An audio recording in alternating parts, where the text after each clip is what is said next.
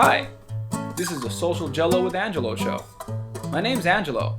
I'm a social scientist, surfer, martial artist, and a whole lot of other things. Coming to you live from Kasai City, Japan, the Social Gelo with Angelo show. Ladies and gentlemen, thank you for checking out Social Gelo with Angelo. Today I'm here with Lee Price. He runs the Marshall Lee Vegan Roundhouse Kicks YouTube channel. Real quick note, the way I met Lee, well, actually, this is the first time we met, but the way we contacted each other is he made a funny joke on one of the martial arts videos that I posted on my channel. I think it was on the Muay Thai sweep, and how to throw someone down. Wish him a nice strip, I think he said. That was a good part. And then I checked him out, and it turns out when I looked at his YouTube channel, I was really interested in the fact that you're vegan. Not because I'm vegan, but because I had a vegan come into my gym about a year ago, and I just had so many questions. He had many questions, and I had very little answers. That was really the problem. So, Lee, thank you very much for being on the show. Yeah, thanks for having me, Angelo. It's cool.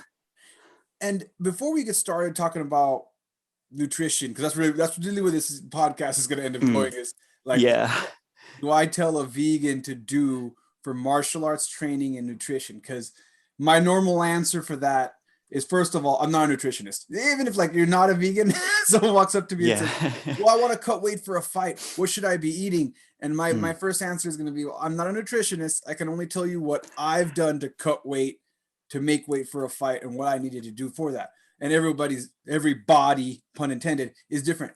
So, but before we get to that part, I kind of want to get into your martial arts journey real quick. So how'd you get started into martial arts? How'd all that happen?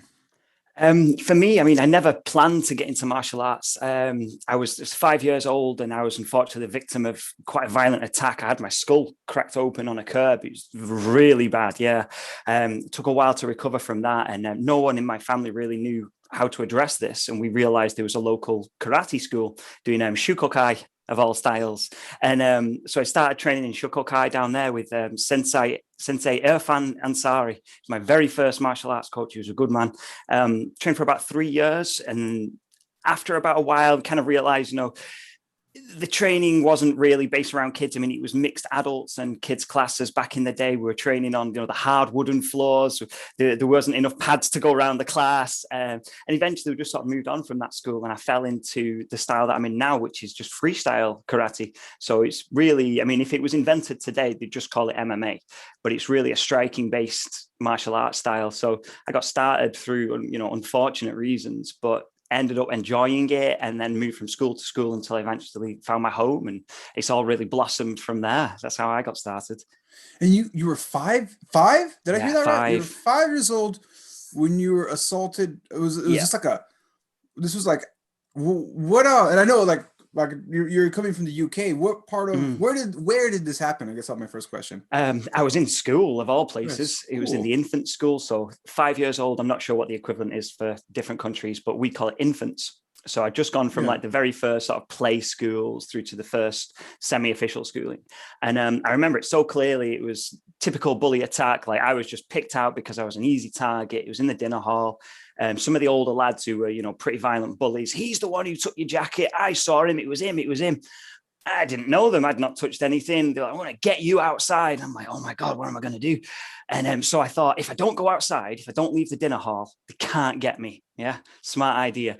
But unfortunately, a well-meaning dinner lady comes over. Oh, Lee, go outside, go out and play. And, I was too anxious, very anxious child as well, which is why I was an easy target. And then so she sort of ushers me outside. I get cornered, and they just flip my legs up from underneath me. So I whip back. And as I did, my skull smashed on a curb. And then, obviously quite graphic from there on. But I remember I walked up to the teacher, I had my hand on the back of my head. I didn't know how bad it was. And she was talking to another kid. So I was always very polite. And I thought, oh, I'll wait for my turn. So I'm stood there. I was waiting, I'll talk to you in a minute. As she turned around, I'll never forget, her face went white, and they phoned an ambulance. They had to sew me back together, no anesthetic. They had to have adults pinning me down in the nurse's office. Yeah, bad, man. I had a lot of time off school, very traumatic. So you can imagine taking this already very anxious child, giving him this horrific injury, from his peers and then saying, okay, right, go back to school. There were no systems. There was nothing there to help me. There was no psychological help. The only help I really got was having my head sewn back together. And that was it.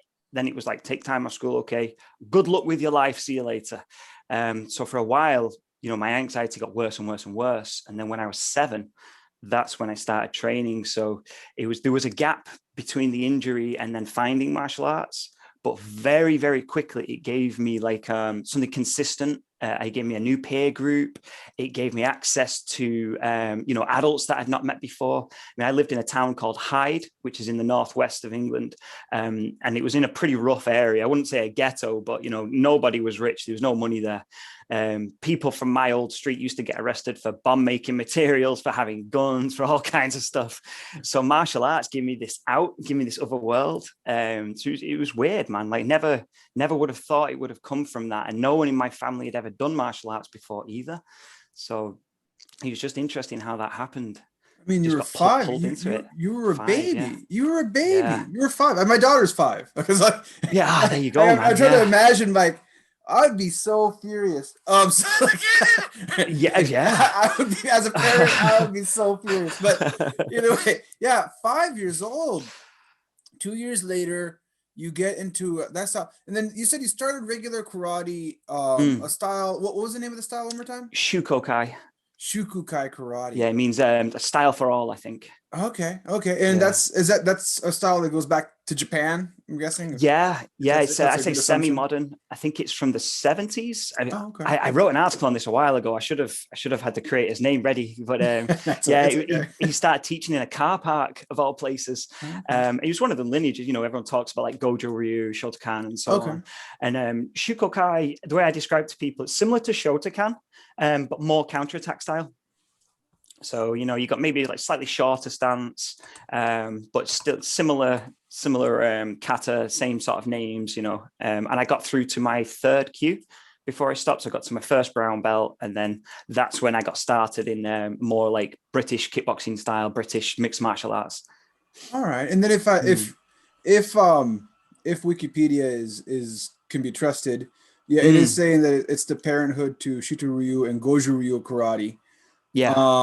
Coming out of it was born in the Chojiro Tani, or Tani Chojiro in Japanese, would be started in 1921, I guess. Oh, way earlier than I thought.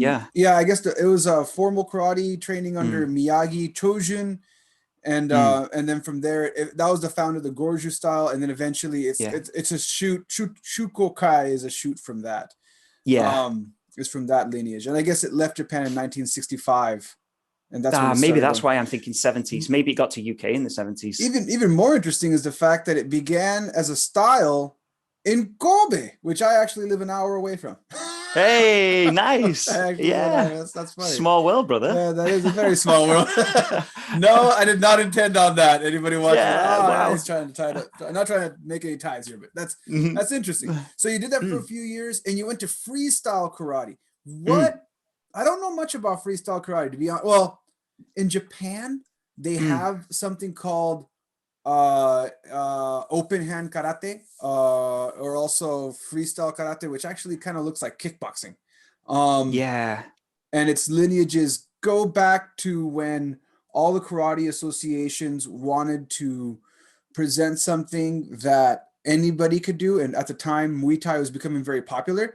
So they sent one of their karate guys to fight a Muay Thai guy. That went really bad. So then they decided to open their own association in Japan and bring a Muay Thai guy over here. And it kind of became a little bit of in catch wrestling, they talk about a shoot, and they also talk about a catch, which is, the more terms that people understand, a fixed fight. But for entertainment purposes, they tried to do a little bit of a catch. And when the Muay Thai fighters did not want to do a catch, they decided to kind of skew things in their favor, to put it nicely, by making it open weight class and bringing in like heavyweights fighting lighter weights to make their karate look so strong. But essentially, it ended up looking like that. Are we talking about the same kind of freestyle karate here? Or? Yeah, very similar. Freestyle karate in England came from, initially you had the traditional styles come over. So you had sort of British associations who were sort of certified from Japan to teach karate in England. And then you had like the open karate tournaments, which sort of were the early kickboxing back in the day, like you say. And it was, at the time, everything was tied to tradition and kata. And there were some instructors, like including my own and, lots of others around the country, who got their heads together and said, well, we're training for this sport, karate in the ring or kickboxing, but we're spending half the time doing kata. It doesn't really seem very relevant. Let's take it out of the gradings and let's have a system that's purely based on, combat sport, self-defense.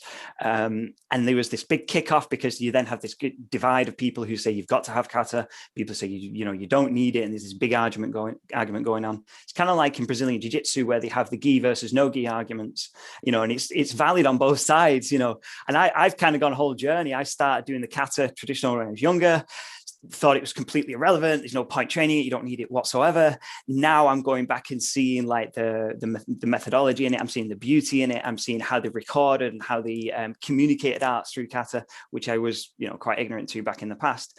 But it kind of came from that. And then the competition scene was what drove it really. So you'd have like my coach and others in like fighting in like the WKAs and WACOs and things. They'd go around the world and see like America was more developed. They had gyms with mats and clean pads and, so they brought that back to England and made the martial arts industry a bit more professional. So it's not hugely different to mixed martial arts. Some people, like a lot of traditional karate guys, say it's not karate because there's no kata. But there's only so many ways of punching. There's only so many ways of kicking. So the way I describe it to people is like, we've got a mixture of like taekwondo, kickboxing, karate, basic jiu-jitsu, catch wrestling. I mean, I live right next to Manchester, which on the border of Lancashire, where catch wrestling is from. You got catchers can wrestling right on my catchers catch wrestling. doorstep. Oh my gosh, it's such a great lineage you have right there. And obviously that made its way to Japan and round and back and everywhere. And everybody heard about Sakuraba fighting the Brazilian jiu-jitsu guys with his catch wrestling. And so I was very lucky to be in this sort of very small mixing pot. And I live in a valley as well. It's a small town. There's only there's about 40,000 people here now, but it's not a city. But we've got all these ex-world champions and so on. Like my coach, who was one of the first freestyle karate guys, used to fight in MMA before it was called MMA. He used to fight in kick jutsu or kick jiu-jitsu, which was like, it was more like striking with like, I think you got like 30 seconds on the ground. So it was very early mixture of like, judo and kickboxing. And I started this as a kid. So when I was like 10, 11 years old, I was learning arm bars at the same time as learning, the karate blitz and, just putting it all together. But I used to only fight in striking. So I never really got to compete in, mixed martial arts or anything like that. I just trained it for the love of it and, the self-defense side as well. So yeah, I mean, it's an interesting mix, but if you go from one freestyle karate or freestyle kickboxing school to another, they're going to be similar. You're going to punch and kick the same, but they're going to have a different focus. One might be only competition and one might be, well, like we don't push people into competition, but if they want to fight, they can, which is more like our school. Oh, wow. So yeah, big mix. I come from a style called Kajukenbo, and it's funny that everything you've mentioned, it's very similar, isn't it? So far, sounds like a very similar story. Historically, I mean, I've told this story 1,000 times, so I hate to drag my listeners through it again. But historically, it's a very similar mix. The Ka for karate, the Ju for judo and jiu-jitsu, the Ken for Kempo, Kung Fu. I guess that'd be a little bit different from where you guys are coming. Some of the schools will focus on Kung Fu and then kickboxing, but all together, the tournaments they end up fighting at are usually either point style karate, the freestyle kickboxing, or MMA is where the fighters end up. And then some of the guys like John Hackleman decided to throw out the forms and come up with his own system that he called Hawaiian Kempo, which is all based on self-defense. And most of his guys is just kickboxing and MMA and, Chuck Liddell, UFC, that kind of stuff. But you did this freestyle karate thing and you're still doing that to this day. That's the style that you got into. And now let's go ahead and switch gears. You did that. You're still doing that. How long have you been doing that now?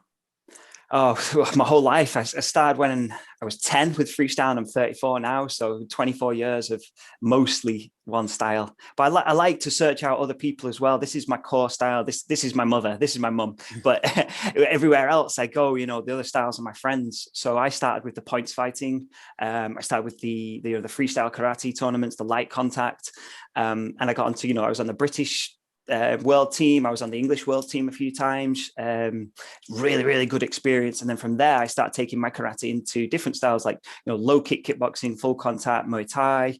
And I started to travel and to fight in these other styles. So I would be taking side kicks into Muay Thai, or trying to mix up their timing. Kickbox the Muay Thai guy, or I'd use Muay Thai on the kickboxers. To try and find it. So I've always tried to be like an all rounder. I've got a couple of things that I'm really good at that I like, side kicks, but I try to, if someone's a really good boxer, kick them. If someone's a really good boxer, punch them. That sort of thing has been my advantage. And where, I guess, when did you start competing? How old were you? I was about 14 when I first started.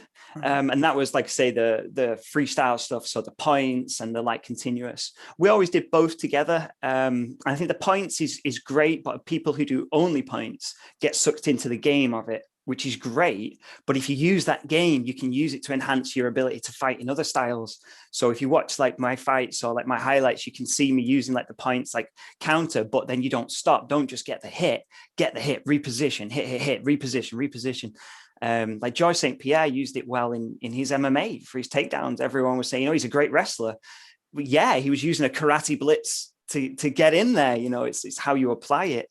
So I started, but when I was about 14, and then by the time I was about 18 is when I went into the more full contact stuff and started doing like more Muay Thai rules, full contact kickboxing. And how was that transition for you, going from light contact to full contact? I loved it. I absolutely loved it. I personally felt like I really thrived off it. And light contact can get a bad reputation. Oh, you're not hitting very hard. It's like, well, you are hitting hard. You just can't win by knockout. If you knock somebody out, well, okay, disqualified. But people are still hitting full contact. Like it yourself. Yeah, no, in big air quotes, light. Like I think, if anything, I think I sustained more damage in my light contact continuous tournaments than I did in my full contact matches, because because when you can win by knockout, just one good ding and that's the end of the fight.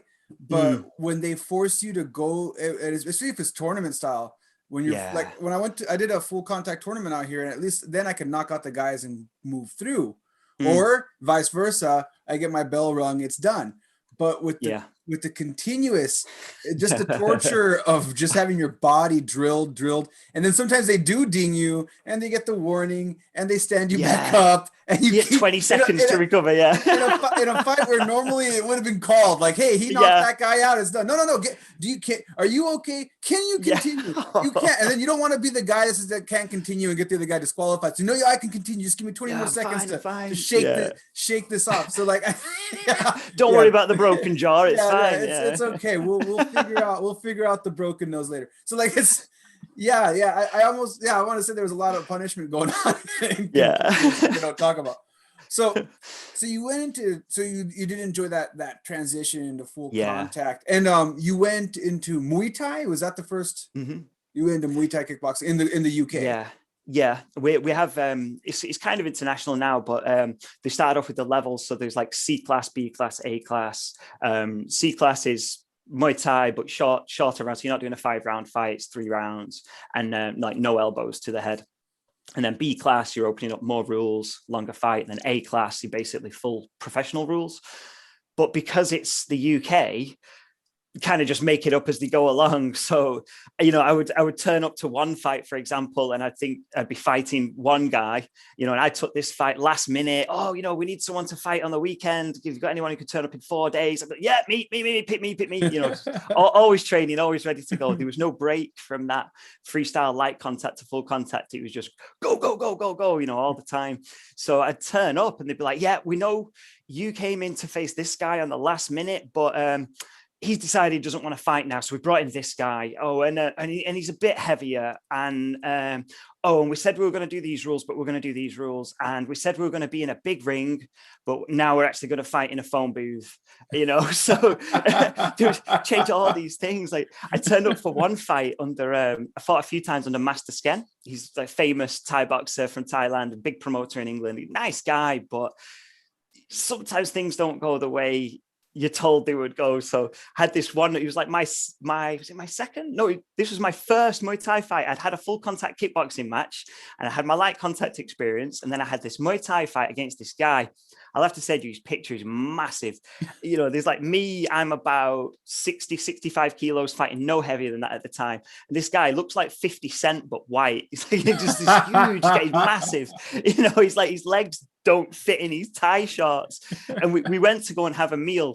After we weighed in, we went to go and have a meal at my coach's friend's restaurant. And he's asking, who's this guy fighting? Okay, no problem. Who's this guy fighting? No problem. Who's Lee fighting? This guy. And he goes, and he looks at me up and down. He goes, are you sure? And he's like, this guy fights like 30 pounds heavier than you, And I was like, oh my God. And but like when I took this fight again, it was a last minute thing. And we need to, can somebody fight? And I'm like, yeah, me. So they go, right, it needs to be like 61.5 kilos or something like that. And we're okay. Yeah, fine, no problem. I'm walking around just under that. I don't need to cut any weight. The next day, he's struggling to make the weight. Can you do another half kilo? Oh yeah, sure, no problem. Every day, half kilo. On the day, we're weighing in at 63.5 kilos. So we've gone up on two full kilos. And then he weighs in exactly on the money, 63.5 exactly. I step on the scales. They say I'm 57. Oh, yeah, I'm walking around at like 61, dude. So they've cut 4 kilos off me. So now I'm thinking he's weighed in at like 67. I go online and I check his fights. The lightest he'd fought at was 70. And 71. Why are they booking a fight at 61, man? So yeah, I mean, just to give you an idea of what the matchups can be like in the UK. But again, like you don't want to be that guy who's turning around and saying, you know what, I don't want the fight. So I just said, yeah, sure. I fought bigger people than you in training all the time. No problem. And so, we're in the fight. He's picking me up. He dumps me on my head. He just gets a warning. This guy's kicking me so hard. I'm thinking like, it's going to break my leg. I blocked one of his low kicks and I didn't want to put my foot down because I thought it's going to be one of those leg break videos. My leg's just going to banana when it hits the ground. But it was crazy because he hit me so hard. He recoiled off the block. So he's off balance, stood there. I should have just attacked, but I'm thinking, don't even look at your leg. It's definitely broken. So I put it down, it's okay. But I've never been hit so hard in my life. But I mean, luckily every other Thai boxing match after that was at a closer weight, but I was always the smaller guy. But using the freestyle movement and things, I was usually able to miss a lot of damage. Like after I blocked that kick, he teeped me later in the fight. I went back off the ropes, and normally, a little bit of give. It was like a cartoon, it was like I was Bugs Bunny or something on a fire out of the ring, and he pulls me back, and he's running at me now, and I'm thinking, my legs are going to come off. It's like someone's running at you with a Nodachi, just right. I can't, I'm dead, So he comes at me, and before my feet touch the ground, I fly in sidekick off the ropes with the momentum right into the guy's chest, knock him down. He goes flying. I'm like, I can breathe for a second.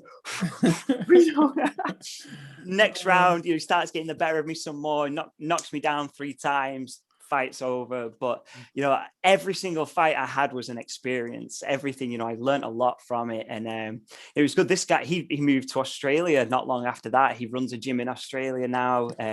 When I get back, when I get fixed up again and I get traveling and training, when I'm in your neck of the woods, I'm going to go and see him as well. So it's mad, isn't it?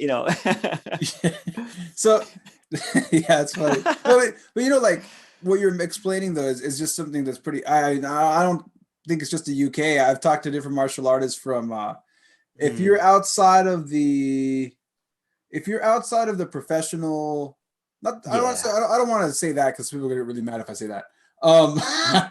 If you're outside of the bigger venues that are very popular, like we'll say some names, some venues here, like the UFC, sure, one championship, championship, FC championship.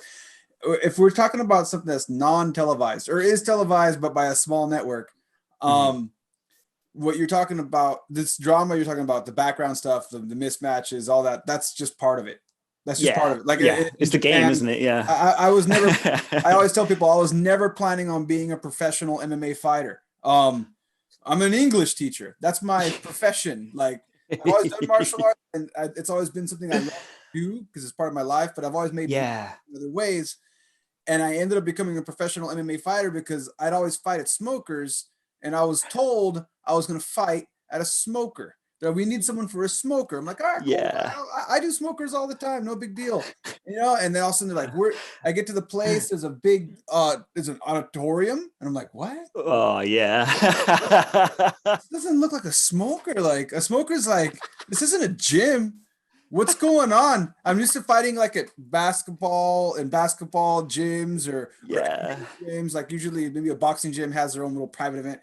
So that's what I was expecting. And I get there and it's an auditorium that fits like 1,000 people. And they're asking about how many tickets were sold. And I'm like, and I told my coach, not even my coach, the chairman of MMA group that I coached at. So I was one of the coaches. And I'm like, hey, you told me this was a smoker, man. And maybe there's a Japanese translation thing going on, but he's like, oh, don't worry. We took care of it. We sold all the tickets for you. And I'm like, you said this is an amateur fight. What's going on? Oh, no. What's going on here? I'm 30. I was 35, 36. Like I told my wife I retired, but I told my wife when I was 30, I'm not going to do this anymore. What are you? She sees you on the telly, yeah. What are you talking about? Yeah, where's your walkout music? So Oh, and I've told that story before, but yeah, it's So I ended up with a pro fight. I lost that fight, but I ended up with a pro fight. But yeah, the same thing though. Just a lot of miscommunication. A lot of you're going to be doing this, and then we're doing that, and that's just typical of the fighting world. Unless you have a contract and you're working with like real professionals that are part of the bigger venues. That's pretty much what you should. I hope anybody listening to this about how to become a professional fighter, get ready for the Wild West of fighting up until you get into the bigger venues. Yeah, that's be aware. Just be ready. Yeah, be ready. Be ready. Protect yourself at all times. You know the drill. So you going back into your story in the middle, I promised my viewers we talk about the nutrition and the veganism. So in the middle of all this, I'm guessing you weren't always a vegan. When did you switch to becoming a vegan? How old were you when that well, it was back in 2008, so 12, nearly 13 full years ago now. See, it was later in the year, so about 12 and a half years now. And I'd just, gone through some good fights. I was getting ready. I was like, right, I'm thinking about potentially going pro now as well, because my career was coaching martial arts, and I was simply fighting because I loved it. It's a really good way. Does my martial art work? Yes or no? Let's find out. It's easy. You can have that conversation all day, but 2 minutes of that conversation with another person, you actually find out. So I got really, really into that, and I found it really satisfied me in ways that other competitive sports didn't. Like, I enjoyed team sports. But I don't know, maybe there's something wrong with me. Like, I could never take a loss very well in a team sport, and I would be frustrated with my teammates, but I would never blame them, but then I would pick myself to death. Whereas, you can't do that in a one-on-one match. Like, it's you, I always think of it like martial arts is all about honesty. If you compete, it's just an honest conversation with another martial artist. Does my roundhouse kick work? Does my timing work? Does your timing work? Can I deceive you? Can you deceive me? It's like that. That's why people compare combat sports to chess, but they don't fill in the comparison, do they? Oh, it's like chess. Yes. Very smart. But they don't explain how it's like chess. They don't explain how the moves work that way. So eventually I fought in this tournament called the Clash of the Titans. It's an annual tournament in the UK. It's invitation only. And what we do is we get all the big organizations to send in their 5 top fighters at 5 weights. And then we all just have a big do and, go and have a beer afterwards. It's great. But this one year I was fighting in it. It was on the break. I'd relaxed too much. The guy, I don't know if I punched him in the head too many times or something, but step back, I completely relaxed. He then steps in and goes for a throw, takes me over his back, falls on the shoulder throw, and basically just yanks my arm out, completely destroyed my arm. I had this big injury that put me out of training and competition for a long time. So I was still trying to support people, but I had all this time on my hands. So I started reading into like other athletes, and I saw like these vegan athletes on YouTube, and I thought, okay, I've never met a vegan who was athletically impressive at that point. I mean, obviously, this is like 12, 13 years ago. I didn't really know many vegans at all, but, I really, really thought you've got to eat meat. You've got to have animal products to be healthy. Therefore, okay, I admire that they're not eating them, but I need to be healthy. I need to perform well in my sport. So I need to eat these things. It's the circle of life. Animals eat animals. Life consumes life. So I never thought about it any further than that. And then I started seeing these guys have been vegan for 10, 15 years, and they're putting out some impressive performance, on the bike, running, and, a few different sports. So I thought, okay, you know what? I've tried millions of different diets. Every time we're going for a different fight, it would be trying a new approach. So I thought, okay, I'll give this a go as an experiment. I didn't really care about like the ethics of veganism, but I thought, okay, if I can improve myself physically, let's do it, and about a month in, I was completely sold, because I was just eating far more fresh food than ever before, loads of whole foods. There's nothing magic about being vegan. Some people try and dress it up that way, but it's simply, if you're eating whole foods, you're just packing your body with high quality fuel, man. Like fruits, nuts, vegetables, everything, bite for bite, you can't get as much nutrition. There's no other way to do it. And in fact, for losing weight, for fighters who want to cut, you can eat all these high fiber, low calorie foods. So you feel full, you satiate, you don't have an empty stomach, but you're still eating that correct level of calories. So, it's not like some of the fighters who struggle to make weight eating too much tiramisu and so on. But yeah, for me, it very much started as athletically. And then it wasn't until maybe 6 months or a year into it that I became more interested in the animal ethics. So I thought, looking more into like how the meat's produced, the conditions that the animals are put in. But then for me, it tied back into being bullied and attacked as a kid. I started to think about how I had no choice about that time when I had my skull cracked open. I wasn't violent to anyone. I didn't deserve to be attacked. Nobody does. I was only a kid. And these animals that are being killed for food, they're younger than me. They've not done anything. They're more peaceful than I was. They're more peaceful than a 5-year-old human, a 6-month-old cow, a year-old cow. So for me, it then started to become about, okay, well, if I don't need to eat them, they don't need to be killed. They don't even need to be brought into the world to be kept in a cage, to be killed, to be eaten. So if I can just eat rice and beans and nuts and seeds and perform as well or better, why do I then need to increase like the supply and demand for these animal products? I mean, obviously, that's really, really like a nice position that I'm in. Not everybody lives in that position. There are lots of people around the world who can't make that choice, but I can. So for me, it becomes like, if I don't want to become good at martial arts to have strength over other people and take what I want, I don't become a good fighter so I can take from other people. And I'm not going to take from animals just because I feel, oh, I'm more superior than you are. I'm smarter than the average pig. I'm smarter than the average cow, I think, possibly. Yeah. So all these arguments that I used to have personally for eating meat, we're superior, we're smarter, I need them for health, they all just sort of one by one just got dissolved. And I thought, well, I have no more logical justification to continue eating it. And that wasn't an overnight process either. That was like an 8-year-long process of now and again, excuse me, you get really hungry and you still have those same cravings at first, because your brain is programmed to get you to eat what you're used to eating.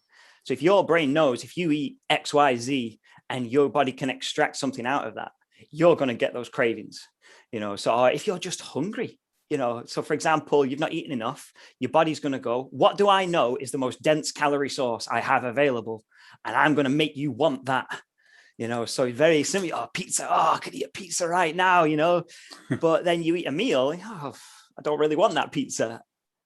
Someone made the example of like, if someone was really, really hungry, absolutely starving, whatever you give them, they're going to eat. But, me when I'm starved, I could do with a chocolate bar. Now, that's not hunger, that's a craving, you know. So I had to then learn to separate these like old habits from the new ones. So it never started off being vegan. It started off being like just an experiment with my diet. And I went out, I got blood tests before, you know, and I got blood tests a couple months in, I got blood tests 6 months, 12 months afterwards. And it went from my doctor being like, oh, Lee, you might need to eat some cheese as well. You might need to just drink some milk and this and that, to being like, Lee, you've got some of the cleanest blood I've ever seen. You know, what are you doing? Keep doing it. You know, as I got older, you know, my blood got younger. So it's just like, for me, it became a no-brainer. So for me, it's kind of like, I want, you know, everybody to know about this. So you start off when you're vegan as well, and you're like telling everybody about it, and you're too pushy. You're like, why aren't you vegan? I'm vegan. Why aren't you? You know, but then you have to think, well, I didn't spend my whole life as a vegan. You know, so if I'm now hating on people, like you get it from some people, they'll be like, well, if you're not vegan, you're an idiot, you're hateful. Oh, you know, you're disgusting. Like, no, I can't hate on my past self like that. You know, like I can't project that onto other people. So for me, it's like, if somebody is interested in becoming healthier, eat more vegetables, eat more fruit, eat more nuts, eat more seeds, drink more water. You know, everyone can do these things. But then start looking into the science as well, like look into the studies, like where they look into like the blue zones around the world, where they have the longest lived people, like the most centenarians in the world. They're not all vegan, but they do have a lot of things in common. They eat a lot of plants. They all eat beans, you know, all around the world. So I started learning these things and thinking, very overwhelming at first. I'm kind of aware that I'm like putting all these bits out, but that's how it kind of came to me as well. You know, I didn't go, right, I want to be vegan. Yeah, that sounds good. And I thought, oh, I want to be better at kickboxing. I want to be healthy. I want to recover faster from training.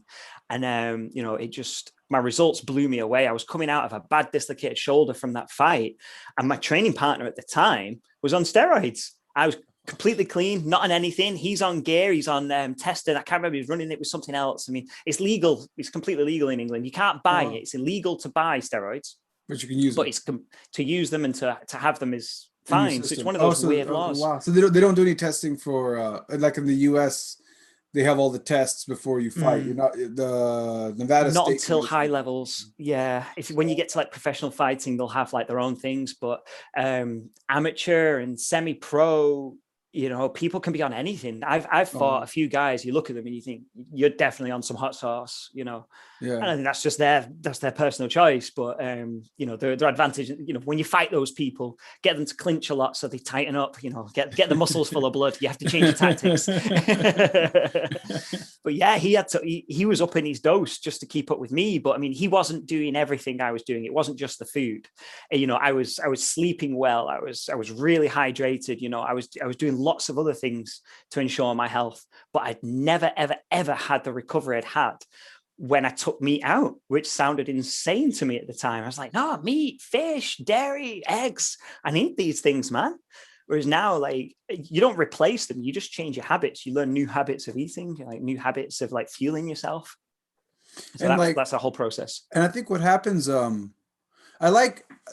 believe it was, Jon Stewart was on Rogan a little while back, and he was talking about his switch and how he ended up becoming vegan. One of the things that he mentioned that I thought was really interesting was that the reason he doesn't go out there and tell other people that they have to be vegan is because what you put in your body is very personal. That's what he kept saying. What you put in your body is very personal. It's a very personal decision. So to tell someone what to and not put in their body, people get really, they get really, you know, they get really staunch about that. So like for me, I did, yeah. When I had my first vegan student come in, and I was just mostly curious, like, all right, what am I going to do with you? Like, what am I going to do with you? Like, you do need a certain amount of protein, and you need a certain amount of carbs. I know that. Yeah. You do need a certain amount of vitamins, and I just hope that you're getting everything you need. Again, and I always say that I'm not a nutritionist. But then it's funny that when I started talking to my vegan student, I started looking at my diet. I was like, you know, I'm only like, whenever I need to cut weight for a fight, I'm only 1 or 2 steps away from the same thing. I found out that like the drinks, I like drinking. I like when if I'm going to drink and I need to cut weight, but I still want to drink, I was drinking rum and Coke Zero, which is cut the calories. I didn't even know it was a vegan drink, right? Like it came across I recently when I was asking my vegan student, we had a UFC night. I'm like, hey man, you want a drink? And he's like, yeah, well, what do you have? He's always like, he always gives me this look like, what are you gonna give me? I don't drink. He doesn't drink alcohol. I'm like, I have Coke Zero. He's like, all right, yeah, I can have Coke Zero. And later I'm like, I wonder if rum is vegan. I'm like, oh yeah, hey, the rum I drink is vegan. What do you know? So like, it turns out a lot of the stuff I had, I was like, I mean, I continue to do what I do, but I was very surprised to find that essentially a vegan diet is already something similar to what any fighter is doing when they want to cut weight right. Because that's a very big. Like cutting weight. There's cutting weight right, and then there's cutting weight because you have to, and it can get pretty ugly if you do the other side. But yeah, if you do it right, a lot of nuts. So like getting back to it, what's your recommendation? Because we're getting close to our wrap up, and if you can just really quickly, well, not quickly, but take your time. We still have plenty of time. but explain to the people that are not vegan. The coaches that are listening to this thinking, what do I do with a vegan that walks in, needs to cut weight? What kind of nutrition program do you recommend they tell? Because a lot, my struggle, and I'll tell you my personal struggle with my vegan student was I did not know what to tell him to build muscle. I did not, I can tell him, because I know what I would do to build muscle. Because I live in Japan, there's not a lot of access to, I know what I would do in the US. In the US, I would shoot for vegan protein. If I was a vegan, I would shoot for vegan protein, drink a lot of vegan protein, a lot of vegan supplements, and I would go that route to try to get all my protein intake. But I guess in a situation where you may not have access to, I'll tell you the situation in Japan, and then maybe for in America and for the UK will be different because you have more. There's a huge vegan market, but in Japan, everything is got either just a little bit of fish or a little bit of pork somewhere in there. And that's the problem he's been having. So and then the beans available, there's not very many beans available. And then like the canned beans are going to have a little bit of pork. So he's had a really hard time trying to find the beans that he needs to supplement that. So that's his specific case, but we'll kind of go in general. What do you recommend as a baseline nutrition program for someone who's just your regular vegan who's never fought? So I think that's why I had you on the show, because I could have interviewed plenty of vegans that don't have to worry about blocking a gorilla's low leg kick like you were talking about earlier. So, exactly. You have to worry about recovering later. So what's your recommendation for the coaches, for the people listening that are in martial arts that are vegans? What's the kind of nutrition program have you put together? Again, same as yourself, I'm not qualified in dietetics or anything like that. I'm not a nutritionist. It's purely from my own interest, even though it's been like a decade plus long interest now. The thing is, like, the same general rules apply. So, you would still go pretty much by the regular recommendations. So your protein needs and things like that, they don't change. To gain weight, you need to have more calories coming in than you're expending, and to lose, you need to have less than you're taking in. You need to be, taking in less than you're using. Sorry. So it depends locally on what's available. So I'd say, like, you need a form of carbohydrates for your energy and so on. So people always say, rice and beans are the cheapest thing around the world. Anyone can go vegan. But I've got friends in Japan as well who say, it's not the case. And like you say as well, it can be quite difficult. People are saying it's so cheap as well. But I know in Japan, for example, the government regulates the price of rice, doesn't it? So it's not like every other country where they go, oh yeah, supply and demand, it's cheap as this. No. Situation in every country can be different. So the thing is, what you need to do is just find a way of eating maintenance calories that works for this person. People can get over obsessed as well with protein. Like if you're eating mostly whole foods, so if you're eating, lots of your vegetables, like sweet potatoes, things like that, they've all got protein in them. So I think it might be quite low protein, But if you're eating a good mix, then you're generally going to hit all your angles. So, for example, in England, like I eat rice, I eat lots of pasta, I eat grains, bread, some I buy from the shop, some we make ourselves. Tofu is fantastic. It's got all the essential amino acids in it. I think one of them is quite low, so you need to be eating it with something else, but nobody lives off just tofu, you know. So, and the great thing about tofu as well is it's a sponge for taste, and you can make the texture however you want it. You can get the taste however you like it. For example, I like fish and chips back in the day, so I make a fish and chip style vegan thing now, and all I do is I marinate the tofu for a little while, and I cut it in with some seaweed, and you get a lot of nutrients that way. Like protein is quite easy to get if you're eating enough. I mean, like, who do you know? Who have you ever met that's had a protein deficiency? It's just we never get it, to be medically deficient. Hopefully not my student. That's all. Yeah, exactly. That's what I'm worried about. Yeah. But you don't need to eat all different types of beans as well. So maybe you want a certain type of beans. Oh, I've heard black beans are very good. They're very high in protein, for example, but they can be more expensive here than other types. So I just get whatever type is available and whatever type is cheap. And then there's the argument between like dried or canned. Just get what's available to you. Now, the definition of veganism as well is to do what's possible and what's practical.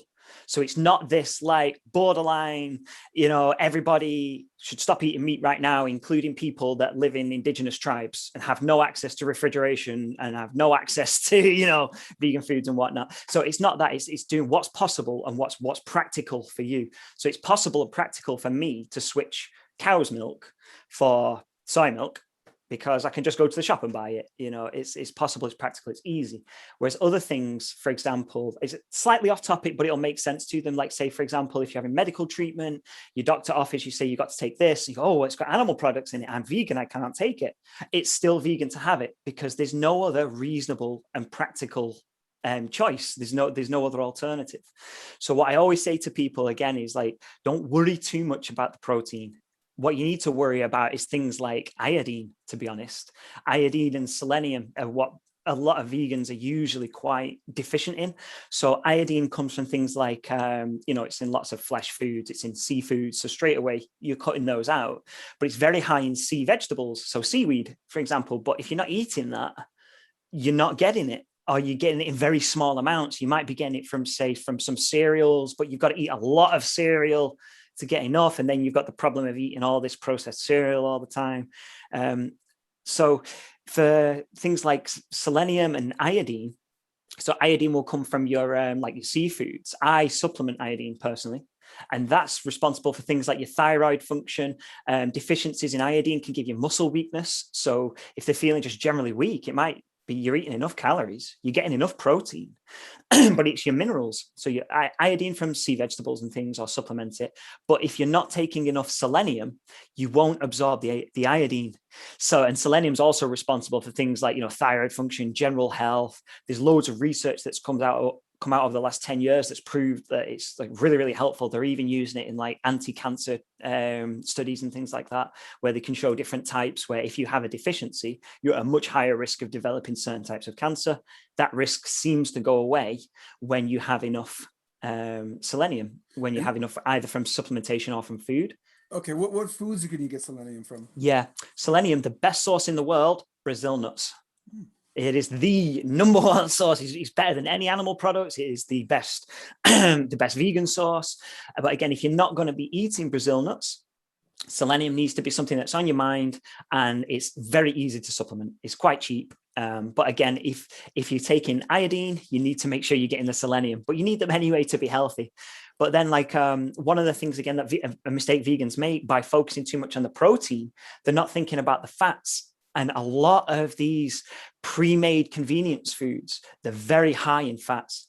So a lot of the reasons you'll hear people complaining about like the meat-based diets or too high in saturated fats and all this and that, and causing insulin sensitivity by eating too much fat, so you can't properly process your carbohydrates anymore. You're going to start getting these same problems as a vegan. Your body doesn't care if it's animal fat or vegetable fats. Fat is mechanically sticky when it's in the blood. So your red blood cells just aren't going to glide the same. They're not going to carry nutrients the same. So it's all this like long knock-on effect. I'd actually like to give a big shout out to a good YouTuber who's worth checking out, who is qualified in this. He's called Hench Herbivore. He's called Paul Curtin from the UK, and he does a lot of really good, helpful videos on these subjects of like meal ideas, what to eat, what vegans are generally deficient in, but he packs all the science in there as well. So you'll have all the references on his videos. But like, that's like the number one killer of vegans is heart problems through too much fat. And like everyone's, oh yeah, it's super healthy. But if you're eating whole foods, so eat your whole plant-based foods as much as possible. And a good website to use, actually, to put your mind to rest when you're eating, go on Chronometer. And so Chronometer, and chronometer.com, I think it is. It'll come up if you search Google for Chronometer. They've got a free app as well. What you do is you plug in your foods, and it gives you like the breakdown of your protein, your fats, everything. And it'll give you all your micro and your macronutrients. So it'll give you all of your ratios, and it'll give you all your minerals and your vitamins and things as well. So what I used to do is plug my meals into that, and I go, oh, heck, that's all great. People are saying you're going to be deficient in this, but actually you're not. It's fine. And then I go, oh, I didn't realize I was so low on, say, iron or something like that. So, okay, eat loads of green leafy vegetables. That's usually the second thing people are deficient in is everything you get in your green leafy vegetables. So pack them in your smoothies, and the usually quite cheap. I mean, if you can't buy them from the store, again, it depends where you live. It's the sort of thing you can grow in your windowsill. So you don't even need a garden for it. You can grow your greens just in your kitchen window, in your bedroom window, grow them in your bathroom, wherever, just grow a few things. And they don't need to be all these fancy different types. Like you can get caught up trying to eat superfoods. That's nothing more than sales and marketing. I got sucked into it when I was a new vegan. Basically all plants are superfoods. Some just have more research on them. That's it, So just to kind of add to what you just said, for the people that are listening to this, Chronometer, if I said that right, it's I'll get the URL. CRONOMETR.com. So www.chronometer.com. It's a really simple Google search, like you said. I just typed in Chronometer, and I probably spelled it wrong, and I found it. So there's also an app you can get for your phone for free. So just keep that in mind. So I think, is there anything else you want to mention?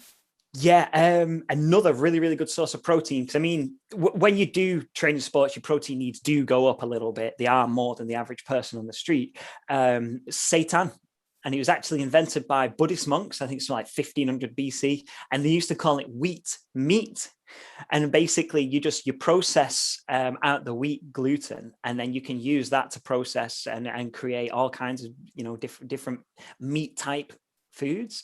My friend's got a vegan deli in the next town, and he makes like vegan, like bacon and steak and things like that. And he's practiced for a year or two now, and the texture is, yeah, it's good. But get that right barbecue sauce on it, my man. I might have to go down later and get a panini now. But don't worry too much about the protein is my biggest thing. Like I've never met a vegan who's deficient in protein. I've met vegans and vegetarians who are physically weak, and that gave me the wrong impression when I was younger. But these people generally don't train. Okay. As more time has gone on now. I mean, one of the things I always heard was that, you're only going to last so long as a vegan because of the stores you have from being a meat eater in the past. It's like, well, I'm 12, 13 years vegan now, doing fine, man. It's like I've got a few niggles and injuries here from when I was a meat eater, and a few unfortunate work things. I've got to have surgery on my left shoulder soon, but I think I'll be competing after it, that's my plan. I think I'll recover from it fine and get back into it. I'm just going to keep eating as many whole plant foods as I can, a smoothie a day when it's nice and warm, soup when it's cold. If people want recipes and meal ideas and things, all my social media channels are open. I've always got time for people. Sometimes I'm a bit slow to respond. I think when we've been emailing, sometimes I'll email like that, and sometimes you'll be like 2-3 days, where's Lee? And that's a combination of being punched and kicked in the head a lot and looking after my little 2-year-old boy at the minute. Like I'll be looking after him. I'll get to the end of the day and I'm tired. I'll wake up the next day. I didn't email Angelo. And with me, like I guess I'm in Japan, so I know that the time difference, I'm sending emails to people like at 2 a.m. their time. So I'm sure people are waking up and be like, oh yeah, I gotta get back to this guy, and then getting on with their day. So like it's no worries on that end. But yeah, for anybody listening, Lee is definitely very approachable. Real quick, can you go ahead and throw out all your social media handles for people to contact you? Yep. Yeah, if people search me on YouTube, Instagram, and Facebook for Marshall Lee Vegan Roundhouse Kicks, if you search for things like kickboxing workouts, Marshall Lee, they'll come up on YouTube as well.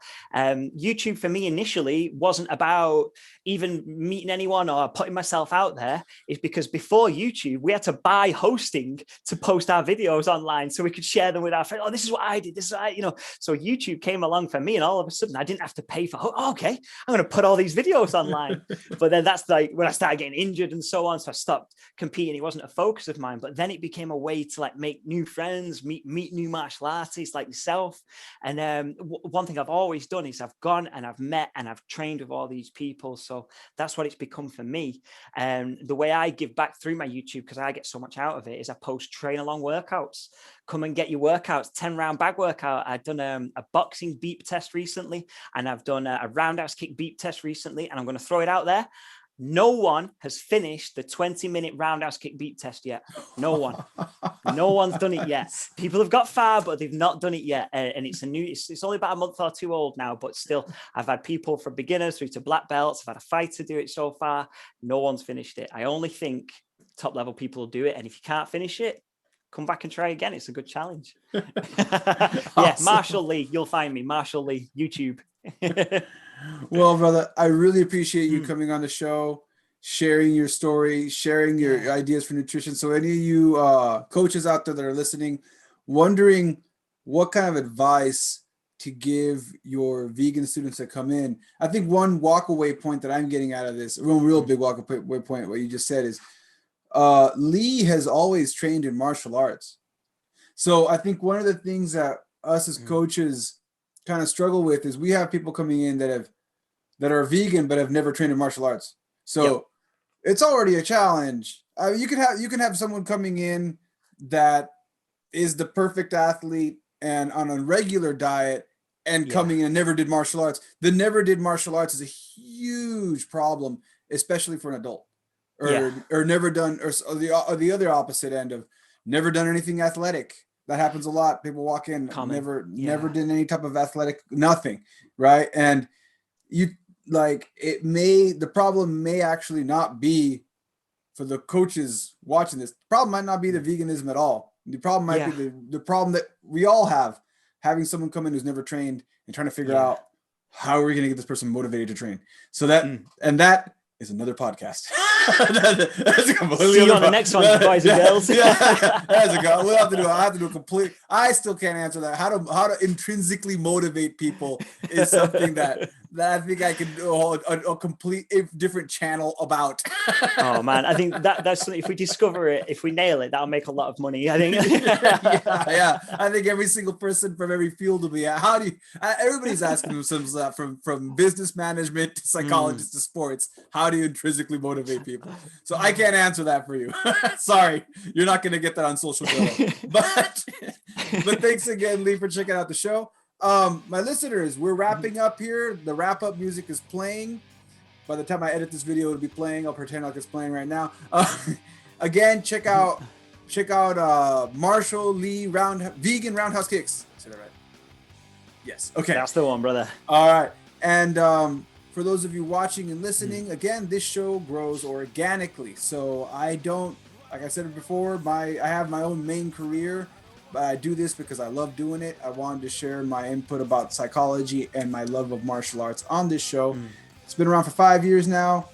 And right now, I'm finally getting close to 350 subscribers. That's my new goal. I think I only need like 6 subscribers for that. I don't know when I'm going to release this, but hopefully at that point, I ask you to please share this with your friends, like and subscribe, and I'll catch you all next time. Peace. Peace out, brother.